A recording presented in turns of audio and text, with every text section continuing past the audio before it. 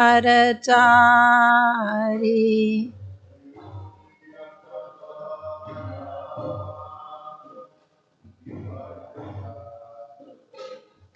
Yasodanandana Prajajana Ranjana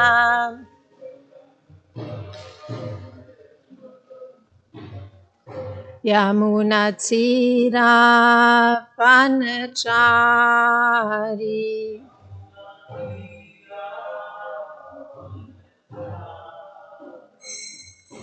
Jaya Radha Madhava Kunja Bihari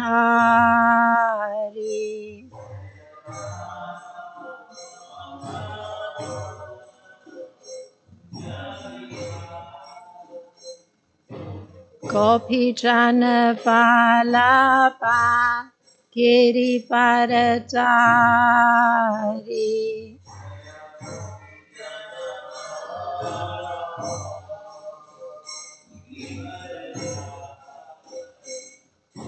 Yasodanandana Prajajana Ranjana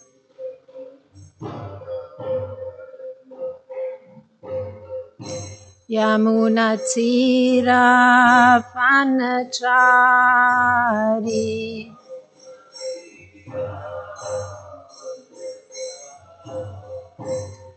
Jaya Radha Madhava Kunja Bihari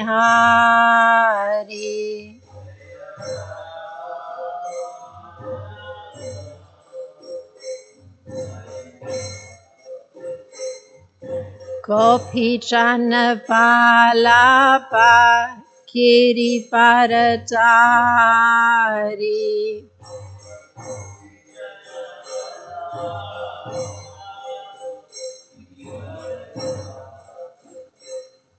Yasodanandana Prajajana Ranjana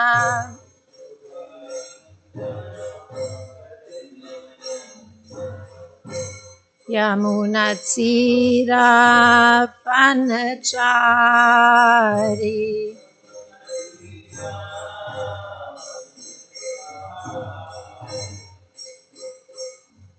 Hare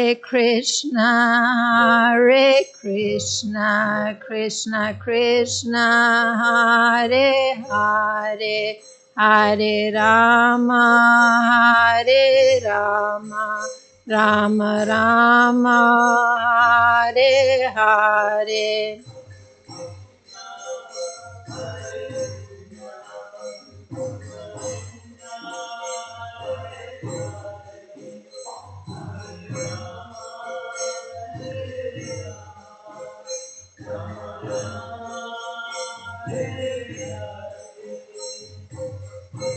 Hare Krishna, Krishna Krishna, Hare Hare, Hare Rama, Hare Rama, Rama Rama, Hare Hare.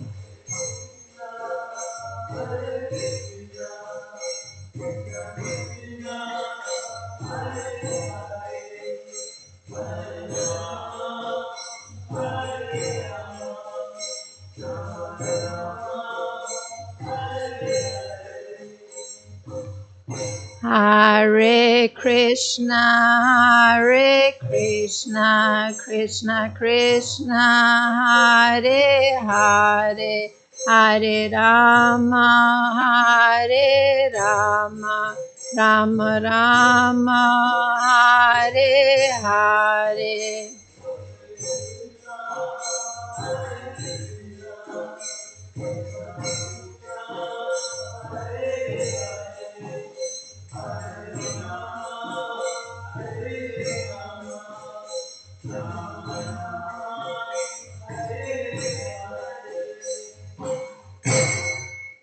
Kishore Kishori ki jai, Jagannath Baladev Subhadra Marani ki jai, Gonitai ki jai, Srila Prabhupada ki jai.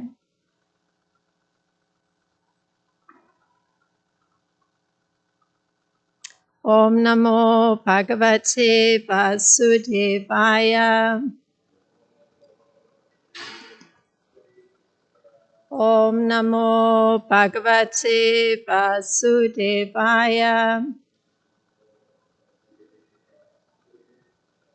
Om Namo Bhagavate Vasudevaya.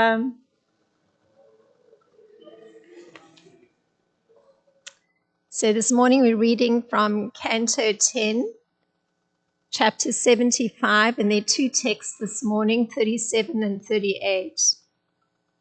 So we'll be chanting text 37 together. It's on the board. Salepya Grinat Vastrantam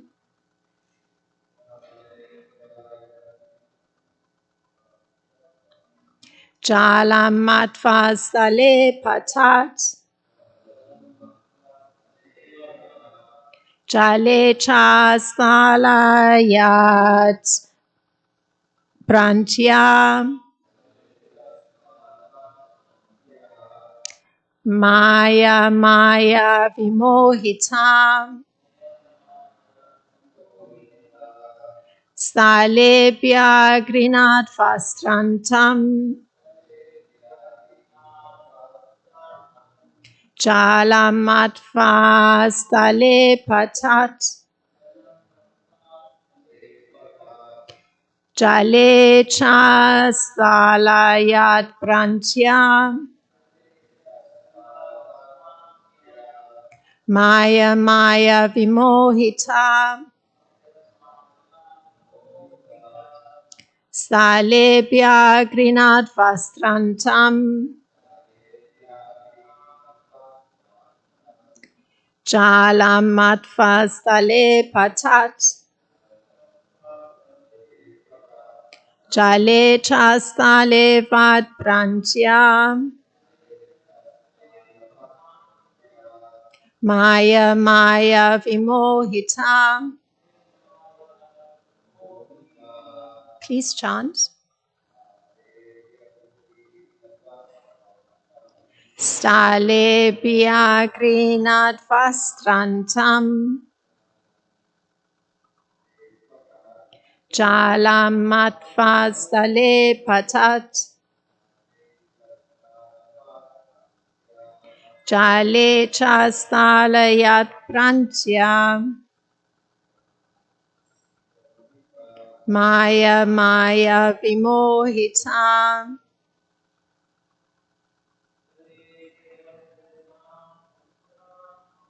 Salebhya Grinat Vastrantam Jalamatva Stale Patat Jale Chastalayat Prantya Maya Maya Vimohita.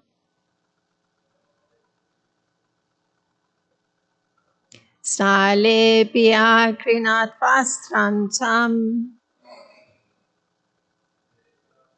Jalamatva Stale Patat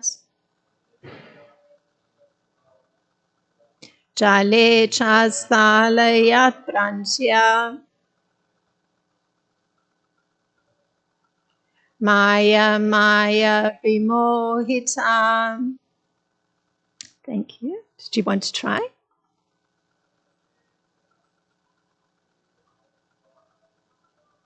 Salebhya Grinat Vastrantam Jalamatva Stale Patat Jale Chastalayat Prantya Maya Maya Vimohita. Thank you very much. And the word for word, Sale, on solid ground. Abhyagrinats. He picked up Vastra of his garment, Antam, the end, Jalam, water. Matva, thinking. Saleh, and in another place, apatat, he fell. Jale, into water. Cha, and sala, solid ground. Vat, as if. Brantya, by the illusion. Maya, of Maya Danava. Maya, by the magic. Vimohita, bewildered. And the translation by the disciples of Srila Prabhupada. Bewildered by the illusions created through Maya Danava's magic, Duryodhan mistook the solid floor for water and lifted the end of his garment. And elsewhere, he fell into the water, mistaking it for the solid floor. And then text 38. Jahasa bhimastam drishtva striyo nirpatayo pare nivaryamana api anga rajna krishna numoditam. And the translation for text 38. So this is Sukadev Goswami. My dear Parikshit, Bhima laughed to see this, and so did the woman, kings, and others. King Yudhisthira tried to stop them, but Lord Krishna showed his approval. So there's a short purport by the disciples of Srila Prabhupada. Srila Vishwanath Chakravarti Thakur mentions that King Yudhisthira tried to check the laughter by glancing at the woman and Bhima. Lord Krishna, however, gave approval with a gesture of his eyebrows. The Lord had come to the earth to remove the burden of wicked kings, and this incident was not unrelated to the Lord's purpose.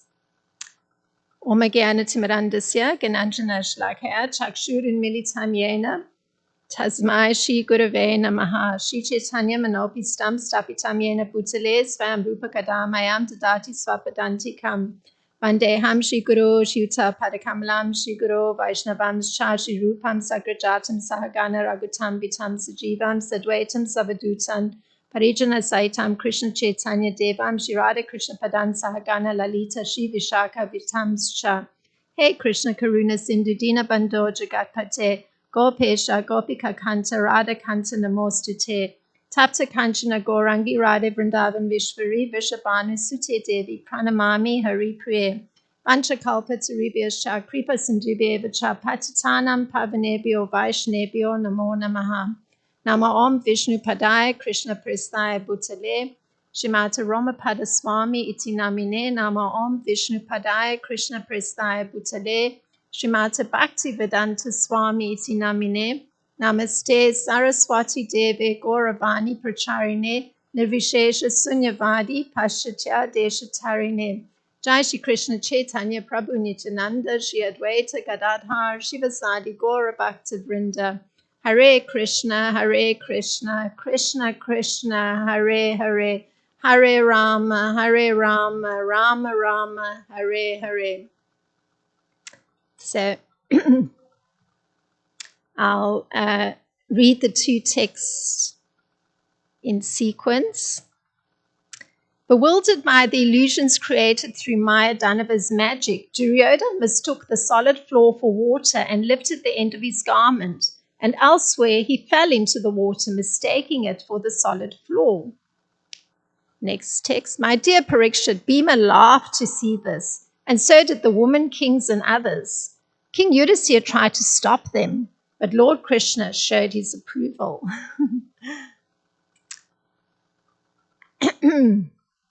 So there is actually a commentary on the first text from Srila Vishwanath Chakravarti Thakur from Sarata Darshini, even though the disciples of Srila Prabhupada didn't give a purport for that first text.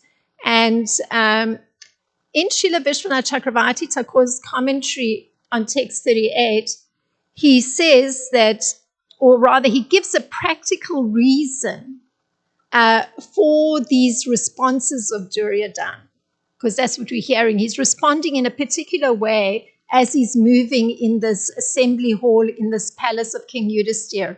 And Srila Vishwanath states that Duryodhana, he mistook the solid ground for water, and thus he lifted his lower cloth to keep it from getting wet. Then, thinking that the water was solid ground, he fell into the water. So there's an additional statement made by Srila Vishwanath, which is highly insightful. And this is what he said, because he's referring to Duryodhana. He was bewildered by Maya Danava's mystic power, which revealed who was hostile in the assembly hall. So that's the statement of Srila Vishwanath Chakravarti Thakur.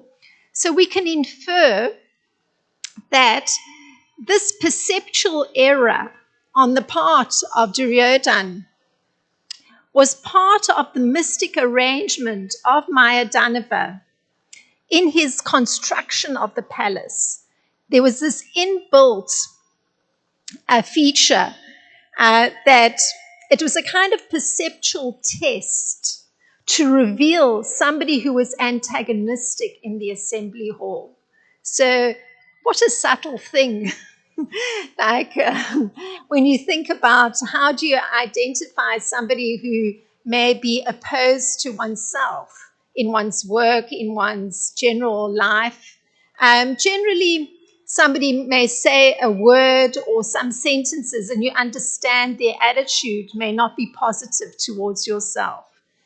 In this particular instance, it's on such a level that somebody coming into this environment of King Yudhisthira's palace, it was already inbuilt that the person who was hostile to King Yudhisthira, to Lord Krishna, would not be able to distinguish between what was solid ground and what was water. Their perception would not be in accord with the environment, so it would automatically be revealed that they were antagonistic. So very extraordinary.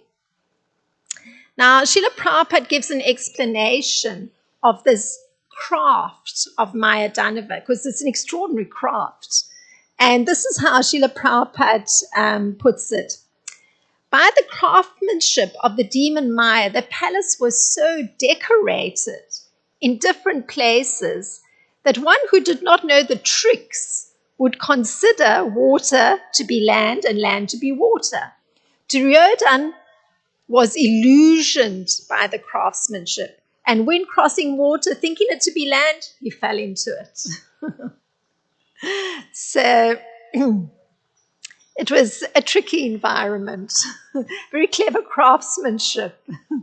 I mean, it's a bit like, if you go into a kitchen and you see a wall of cabinets, then unless you know, if you pull one little knob, a whole spice rack will pull out. But if you don't know, they all look the same. It could be a doorway into, where you just store provisions, but the spice rack will have a specific, a long, narrow part where the spices can be stored. So, it's a part of the construction of the cabinet. So if you know it, you'll head for the spice rack. If you don't know, you may look around and you may open many doors. So it's a similar kind of thing. There was a craftsmanship involved in the whole construction. Now, just to look at who Maya Danava is with this extraordinary craftsmanship. So Maya Danava and his capabilities are described in the 6th canto of Srimad Bhagavatam, in the 5th canto, I should say, in the 24th chapter. So this is the description of Maya Danava, where he resides and something of his capabilities. Beneath the planet known as Sutala is another planet called Talatala, which is ruled by the Danava demon named Maya. So he's a ruler, not just a plain construction person. Maya is known as the Acharya, or the master of all the Mayavis, who can invoke the power of sorcery. For the benefit of the three worlds, Lord Shiva, who is known as Tripurari, once set fire to the three kingdoms of Maya. But later, being pleased with him, he returned his kingdom.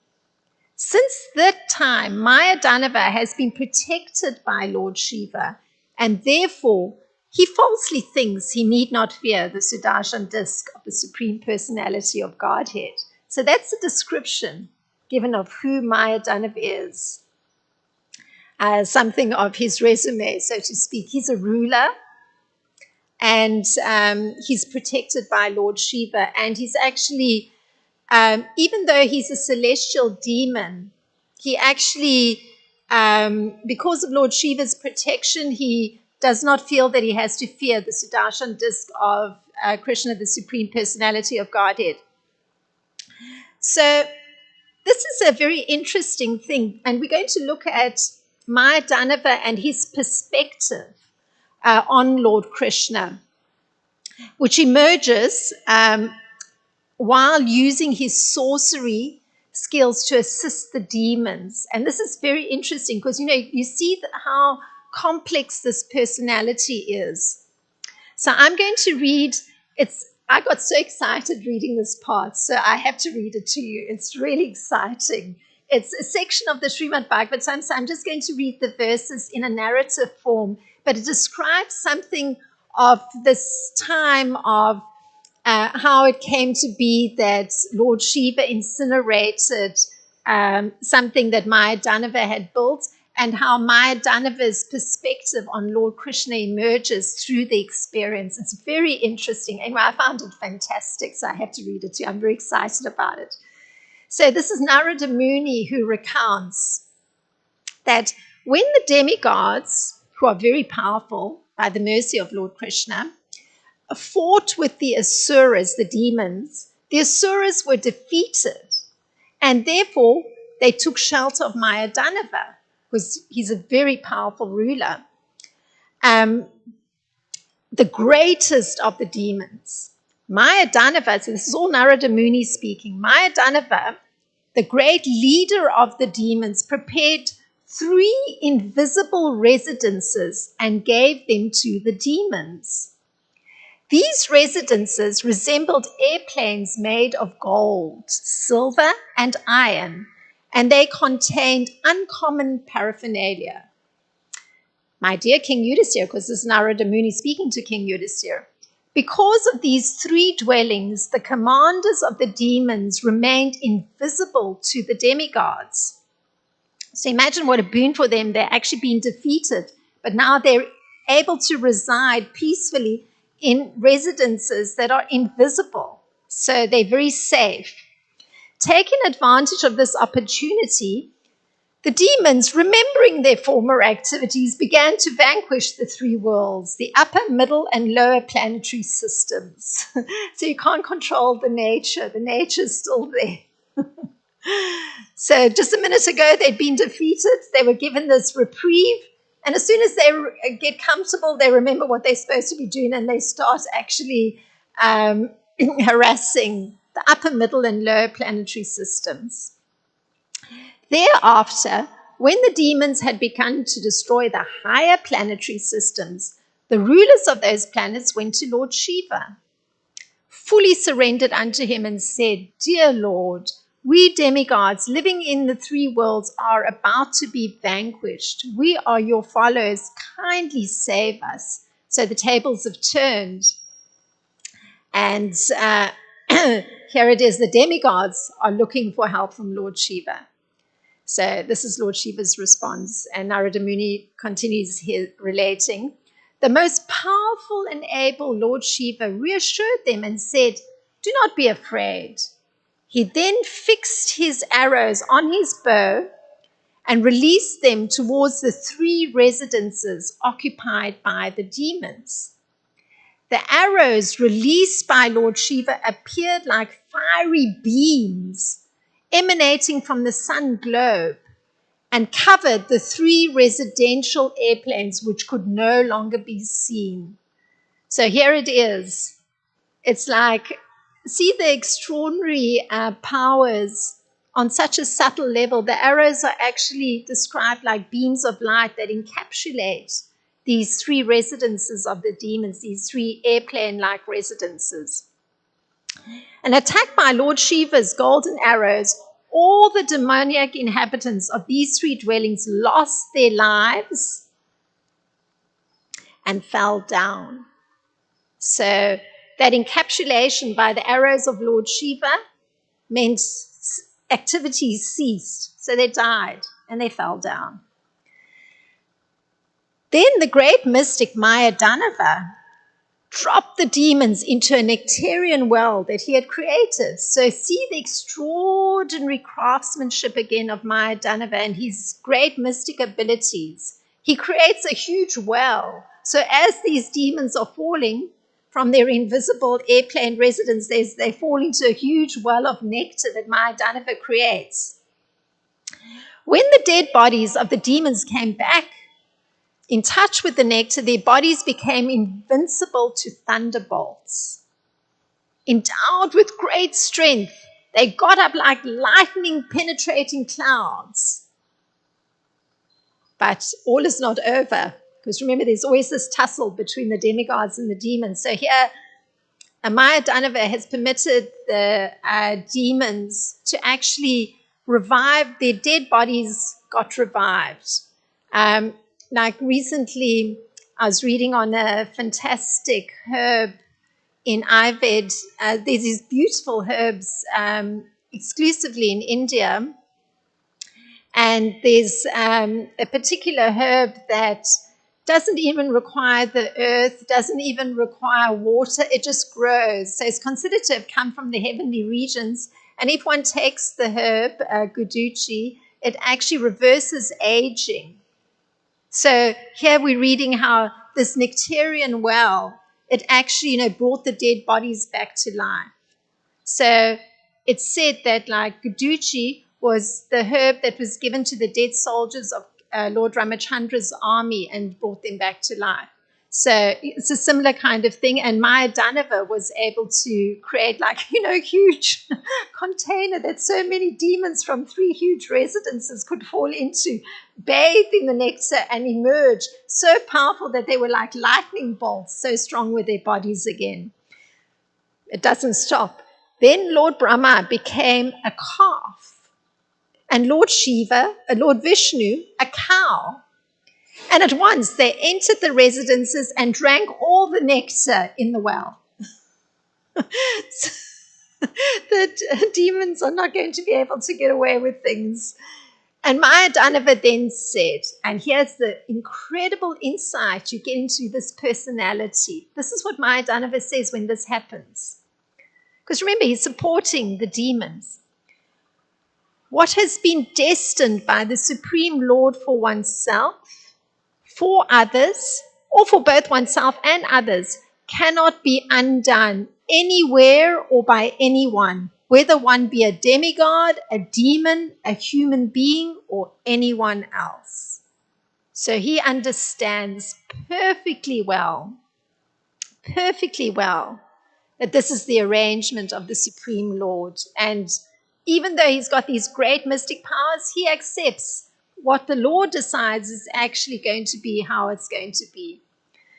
And Srila Prabhupada rephrases Mayadanava. This is how Srila Prabhupada puts Mayadanava's thinking. However I plan, you plan, or both of us plan, the Lord has planned what is to happen. No one's plan will be successful without his sanction. We may make our own various plans, but unless they are sanctioned by the Supreme Personality of Godhead Vishnu, they will never be successful. Hundreds and millions of plans are made by all kinds of living entities, just really honing in on the point, Srila Prabhupada. But without the sanction of the Supreme Lord, they are futile. So it doesn't matter what plan you make. It actually has to be sanctioned by the Supreme Lord. Now, moving to text 38. It describes one of Lord Krishna's moments of giving sanction. That's what text 38 does. Krishna gives sanction. And Srila Sukadev Goswami describes how the sanction takes place. So he's telling King Parikshit, he's recounting to King Parikshit how the sanction of Lord Krishna takes place. My dear Parikshit, Bhima laughed to see this, meaning Duryodhan falling into the water and lifting his cloth up when actually it was dry ground. And so did the woman, kings, and others. King Yudhisthira tried to stop them, but Lord Krishna showed his approval. So Krishna is giving sanction to everybody laughing at Duryodhan. So there's kind of graphic body movements. Like you always read body language to understand what people are thinking or doing. And even if they're not externally expressing by their body language, you can tell what their attitude is, what their mood is, what their thoughts may be. So there's graphic body movements that take place at this moment, because this whole chapter is entitled Duryodhan Humiliated. So at this precise moment, these are the body movements that are described. And it's by Srila Vishwanath Chakravarti Thakur. King Yudhisthira tried to check the laughter of the woman, and so did Bhima, who gestured with his eyes. You know, when you sort of go, you know, you're already letting people know, no, don't do that.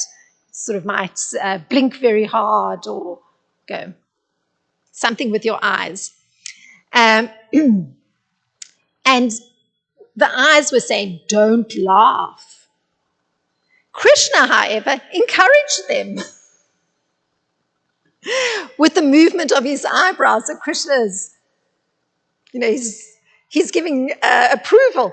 You can laugh, you can laugh. So King Yudhisthira is, you know, trying to check the laughter by, you know, motioning with his eyes. No, and Krishna's raising his eyebrows. You know, go ahead, I can't imitate Krishna's. But, you know, there's body language that's communicating. So, you know, you're not hearing the words because it's a moment when this is happening. And Duryodhan's in this predicament where, you know, his perceptions have been completely wrong. So Srila Vishwanath states, and this is Srila Vishwanath Chakravarti's comments, by this Krishna sowed the seed of discontent within Duryodhan in order to remove the burden of wicked kings from the earth. So imagine, just by that one little movement of his eyebrows, Krishna has already got his plan underway, how actually this is going to make Duryodhan so dissatisfied and is going to work into his whole plan, how he's actually going to be, because he had come to this earth to actually remove the burden of the demoniac kings. And Duryodhan falls into that category of demoniac kings. So Krishna's happy to sow discontent into his heart, because naturally, imagine if you've just actually undergone that embarrassment and Krishna's showing approval for it. And the others are, everyone present, the kings who were invited to the Rajasuya sacrifice, the woman, the queens, everybody's laughing at Duryodhan. So it's a moment, but it's enough to bring about a sense of humiliation and anger and also dissatisfaction. Because naturally, somebody's not going to be happy to be humiliated. Now, Krishna's encouragement of the laughter at Duryodhan's perceptual error, it's reiterated by Srila Prabhupada. And this is how Srila Prabhupada puts it in Krishna, the Supreme Personality of Godhead. Krishna desired that Duryodhan be fooled in that way. And that all of them enjoy his foolish behavior. So that's a direct statement of Srila Prabhupada. Krishna desired that Duryodhan be fooled in that way and that all of them enjoy his foolish behavior. So, you know, this brings a question to mind, because when you think about good manners, so, you know, this is a guest in your palace. So it's like a guest in one's home. There have to be manners. So manners have been described, and this is Western philosophers. This is how Western philosophers look at manners. as a minor form of ceremonial behavior. So there's a certain amount of ceremony when you utilize manners, like please sit, let me bathe your lotus feet, let me offer you a garland. So there's a sense of ceremony involved. So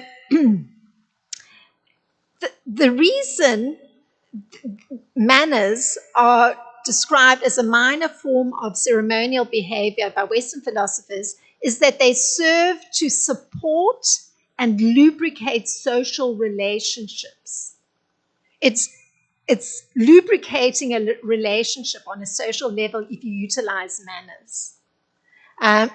Because otherwise everybody's functioning just like an individual in their own cosmos, so to speak, oblivious to anybody else, and they're behaving oblivious to the rest of society. But when there's manners, there's a little bit of ceremony, and it connects people and strengthens the social bond. So it can also break social bonds when there's a lack of manners.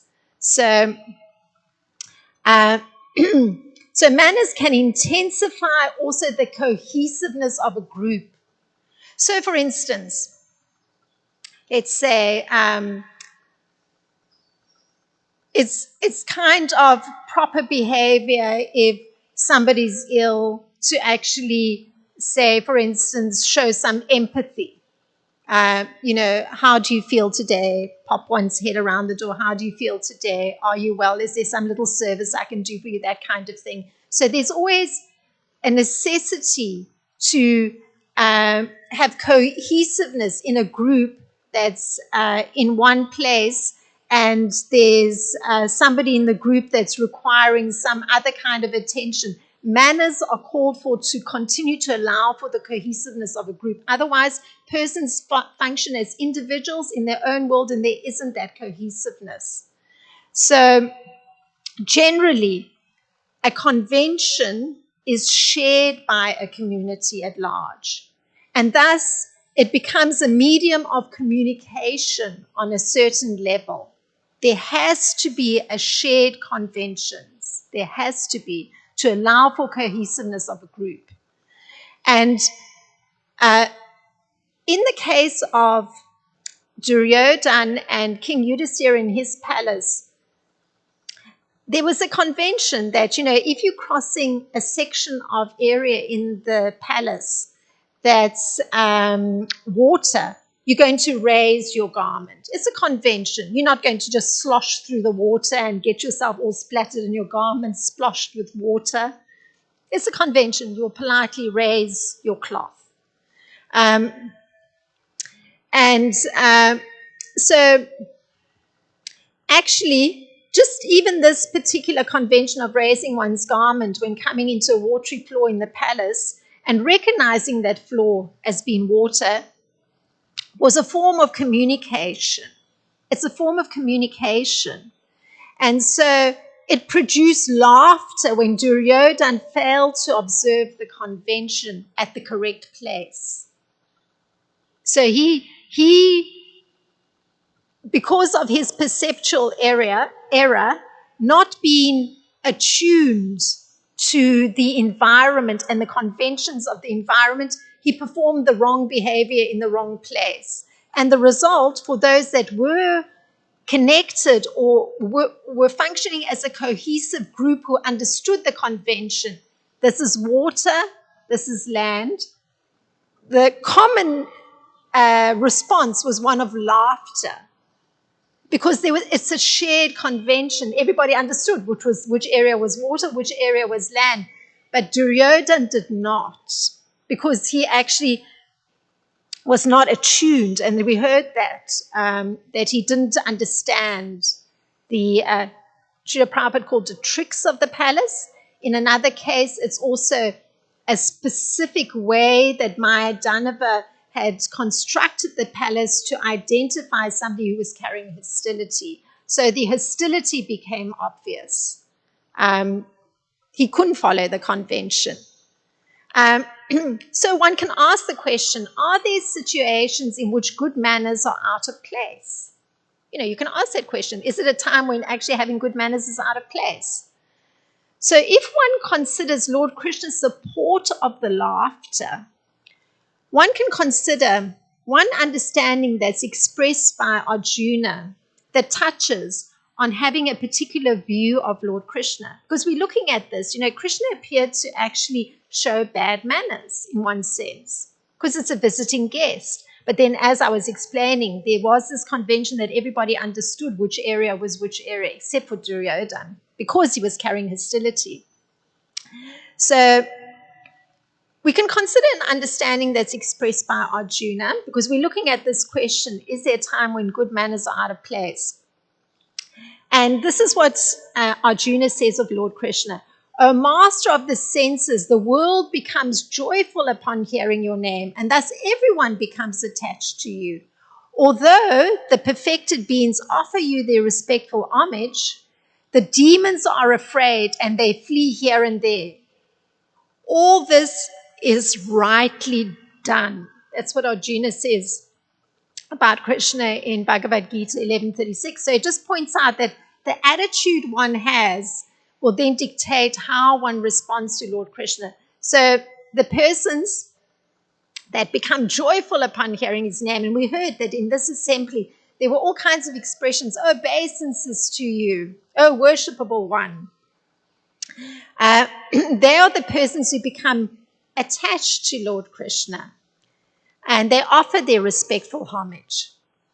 But the persons who don't feel that way, they actually become afraid and they start running. So this was, of course, Arjuna speaking after Krishna showed his universal form, but it has relevance to this particular situation in looking at how the view of Lord Krishna and his devotees comes to affect how somebody who falls in the devotee category responds and how somebody who falls in the demoniac category responds. So, because Duryodhana could have responded a different way, but he's falling into the category of demoniac. So he's ready to just head out of there. And we hear that's what he does. He just heads out of there. And Arjuna, he's a great devotee and friend of Lord Krishna. He says that everything that's done by Lord Krishna is quite fit. So we can take it that Krishna raising his eyebrows to encourage laughter at this on the part of those who all know the conventions. When somebody fails to follow the convention, that they can laugh. He doesn't mind. So everything that Krishna does is quite fit. This is how Arjuna is looking at it. And as Srila Prabhupada notes it this way, Lord Krishna is the maintainer and the object of worship for the devotees and the destroyer of the undesirables. So it goes together. He's both the object of worship for the devotees, and at the same time, it's understood that he's destroying anything that's undesirable. And that includes the whole persons with demoniac mentality, which was actually his purpose in coming at this particular time that we're reading in the Bhagavatam. So his actions are equally good for all. So you could say that, it's been unkind to Duryodhana. He's a guest after all. You should show good manners. You should suppress your laughter. But no, Krishna permitted the laughter, encouraged it.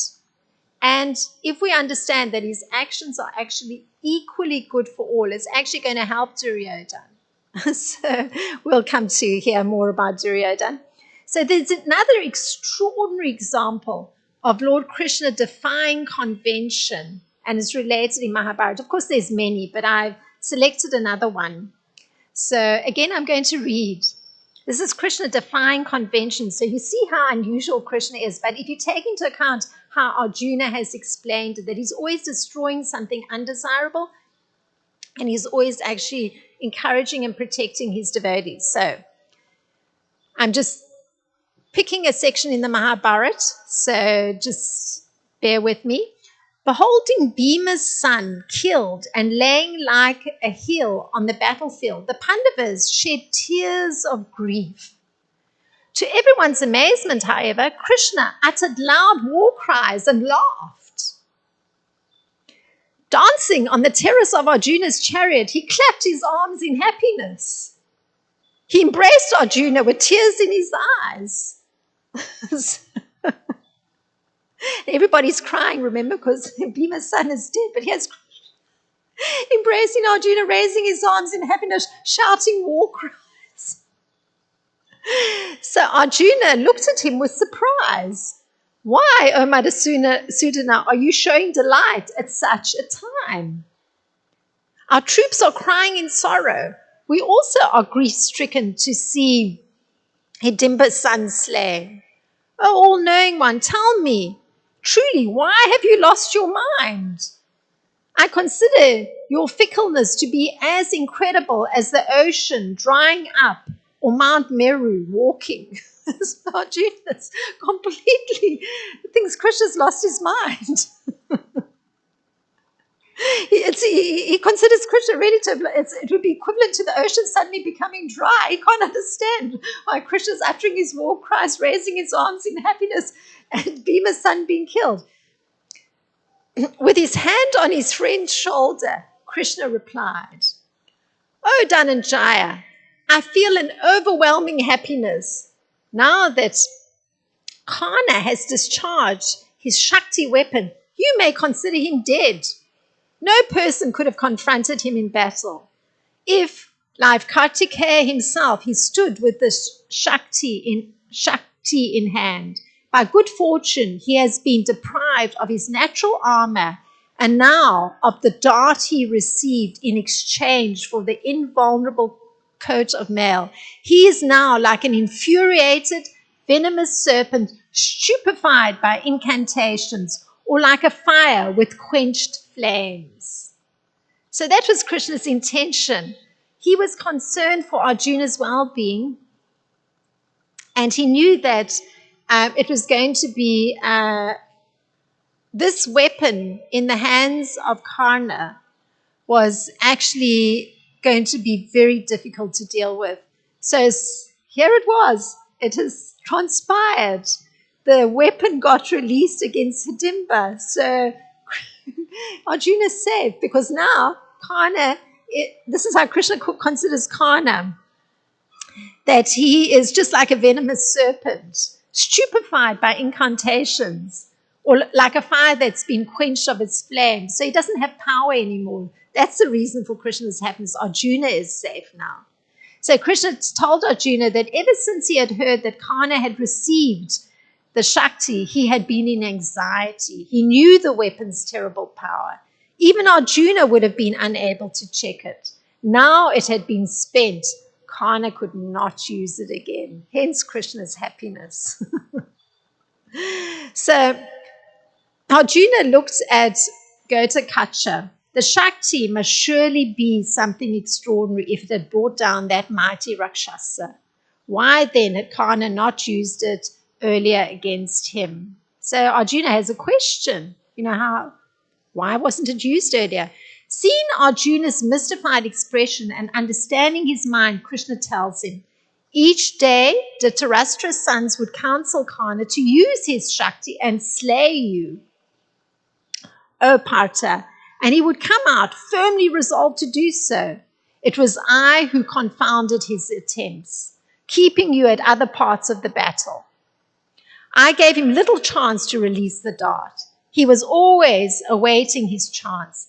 It would not have been long until he encountered you in single combat. O Partha, now you need have no fear of that encounter. So Krishna gives his explanation for how it had all been managed and orchestrated by him. So even though externally it might appear again that Krishna's showing poor manners, here is Bhima's son killed and all the troops are crying, and Krishna shouting war cries, raising his arms in happiness. So he gives the explanation just to protect Arjuna. And Karna now is powerless because he released that very important weapon that was supposed to be used against Arjuna to slay him, and that Krishna knew was going to be very difficult to actually protect Arjuna from. That weapon now had been released, but against Bhima's son. So Krishna's tactical maneuvers that had saved him. So it was Krishna's tactical maneuvers that had saved Arjuna. Karna had surely had opportunities to hurl the weapon. His intelligence and memory must have been confounded by the indwelling supersoul. This is Arjuna's understanding. The Pandavas looked with wonder at Krishna. If he desired one's protection, then how could one be killed? And if he wished for someone's death, then who could protect him? And as Srila Prabhupada generalizes, in all cases, a devotee glorifies the Lord because he knows that whatever he does is good for all. So that was looking at these two verses and ending on that note. If there's anything to expand the discussion, something that comes to mind, please feel free. Okay. So Bal Vaishnav Sevananda was raising his hand.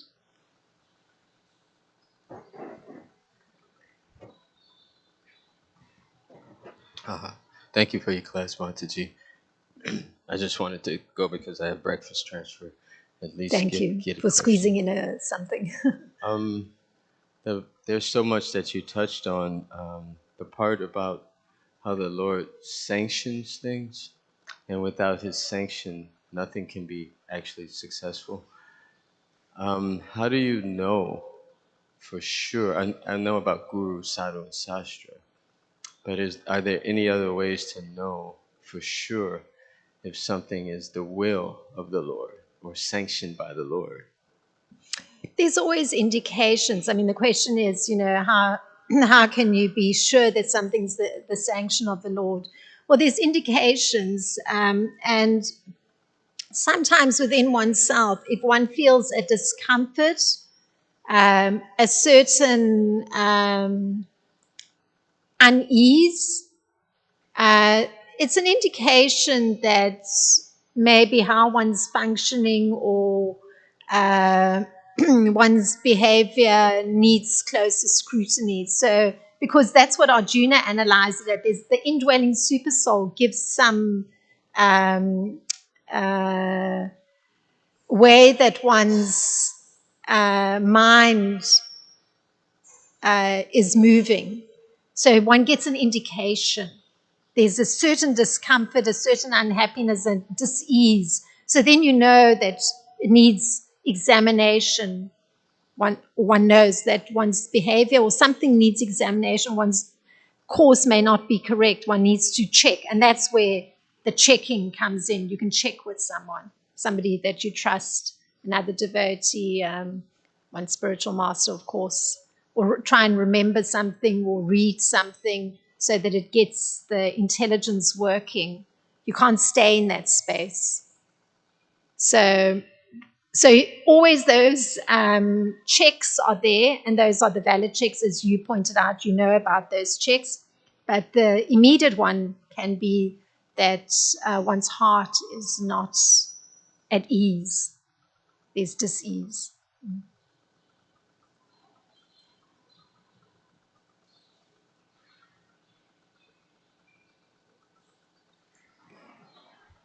I was going to mention that is indeed quite fascinating, the approach or the perspective that you took for these verses. And the one thing is that um, Maharaj Yudhisthira um,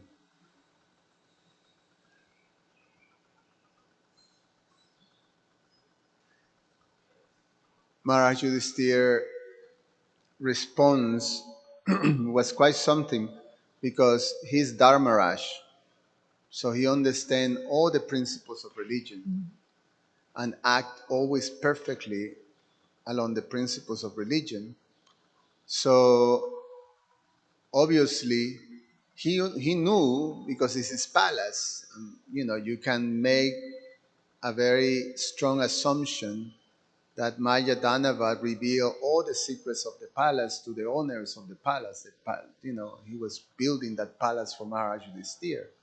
So Maharaj Yudhisthira understands all the different, features of that palace. And so he knew that, that reveals someone antagonistic.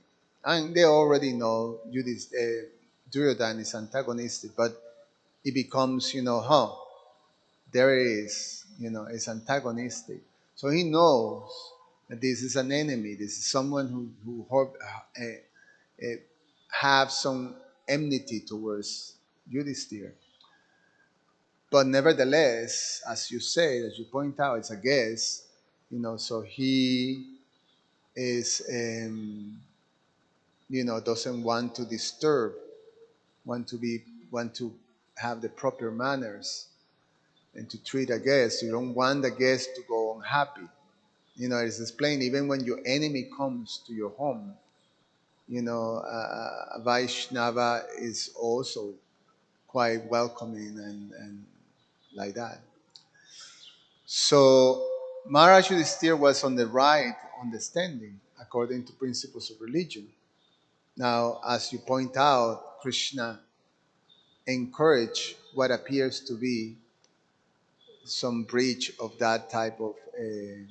And the fact is that by Krishna's encouragement, the whole thing just accelerated because Duryodhana's enmity and envy was already has been discussed throughout the last two chapters, this chapter and the previous one.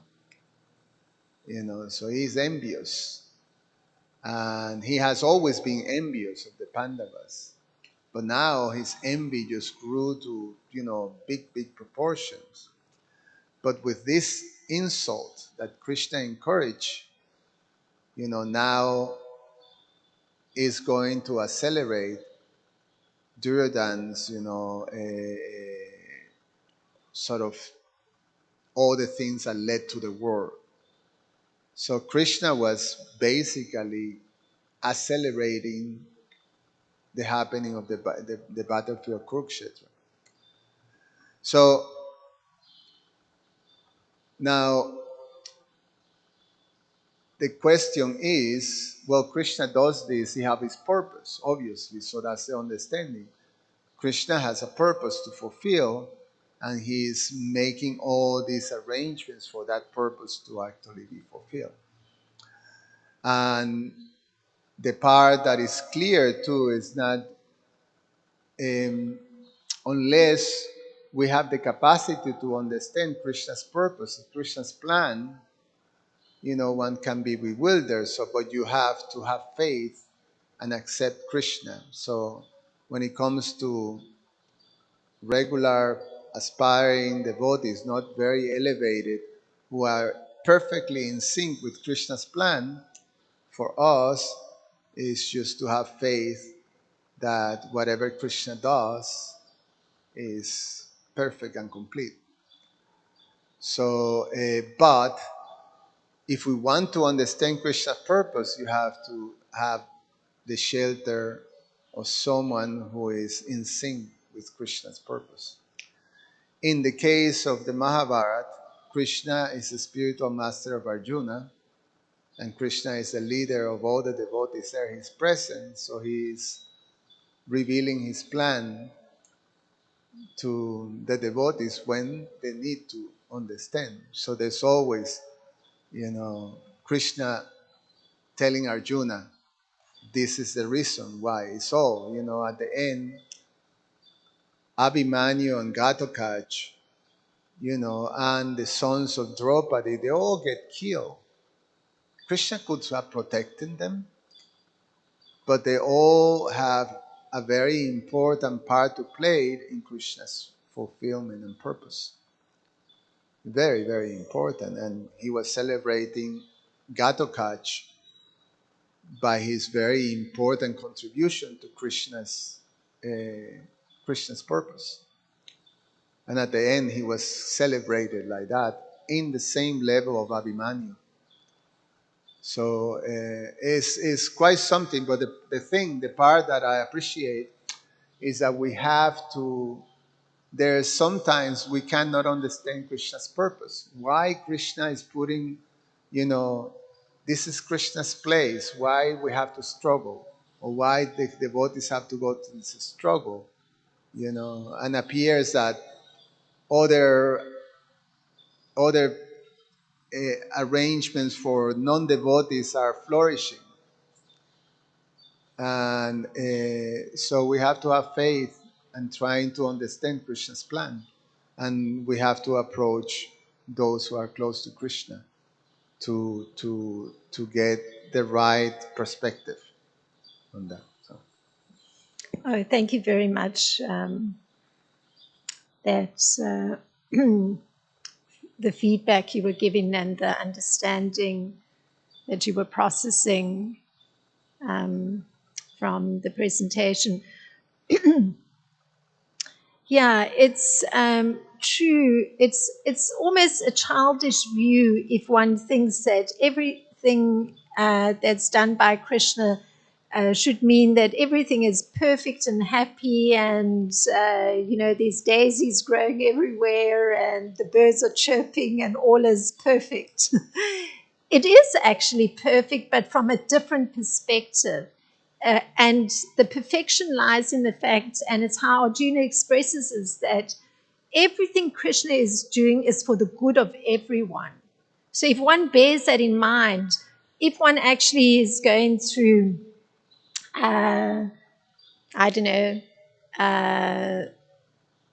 things appearing not harmoniously synchronized, then actually one takes it, oh, actually this must mean that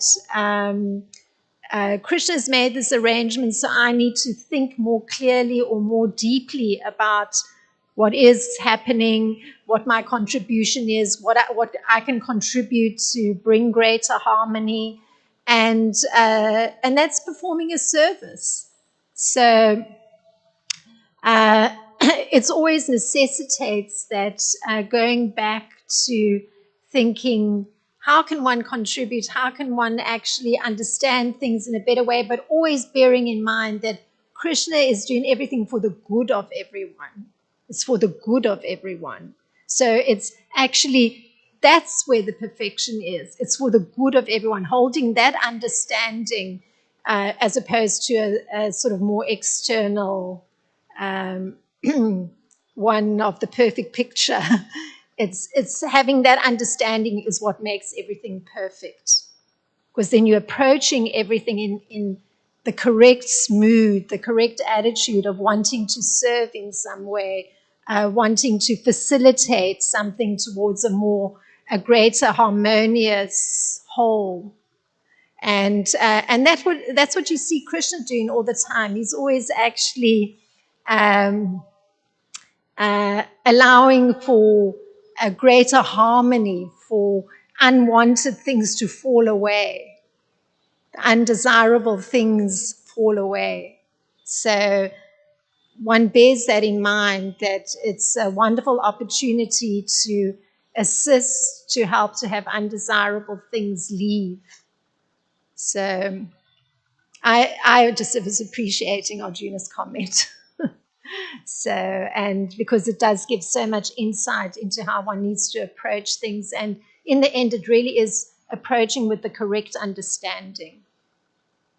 So thank you so much for your kind audience. I'm so grateful that you kindly gave your time to come to Srimad Bhagavatam. Srila Prabhupada ki jai, Srimad Bhagavatam ki jai.